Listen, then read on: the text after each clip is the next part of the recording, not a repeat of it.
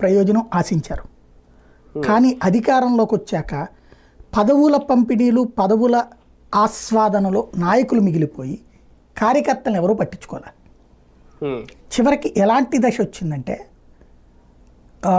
కార్యకర్తలు అంటే ఇక్కడ సాధారణంగా సంస్థాగత నిర్మాణం అంటారు.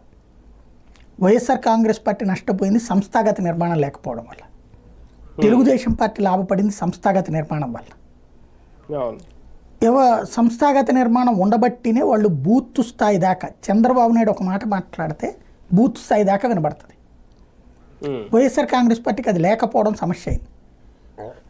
నాయకుల మీద నమ్మేసేవాడు ఆయన.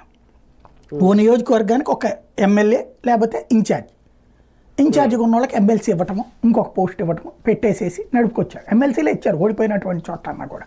ఇప్పుడు దువ్వాడ కానీ ఇవన్నీ ఓడిపోయింది, భరత్ కానీ ఇది కుప్పం ఇట్లాంటి వాళ్ళది ఏంటి ఓడిపోయిన అభ్యర్థులకి ఎమ్మెల్సీలు ఇచ్చారు. తద్వారా వాళ్ళకి మంచి లైఫే ఇచ్చారు. వాళ్ళు కార్యకర్తల్ని ఏం చేయాలి, గ్రూపులు పెట్టకుండా అందరినీ కలుపుకెళ్ళాలి. వాళ్ళు ఏం చేశారు, కార్యకర్తలు అందరినీ కలుపుకెళ్తే డబ్బులు ఖర్చు అవుతుందని వాళ్ళు ఏదో ఒక గ్రూపుని మెయింటైన్ చేయడం ప్రారంభించారు. మిగతా వాళ్ళని దూరం పెట్టారు. సోషల్ మీడియాలో అయితే నేను అబ్జర్వ్ చేసింది, ఒక నియోజకవర్గంలో 100-200 మంది యాక్టివ్గా పనిచేసేవాళ్ళు ఒకప్పుడు వైసీపీకి. చాలా కన్స్ట్రక్టివ్ పాయింట్స్ రైజ్ చేసేవాళ్ళు.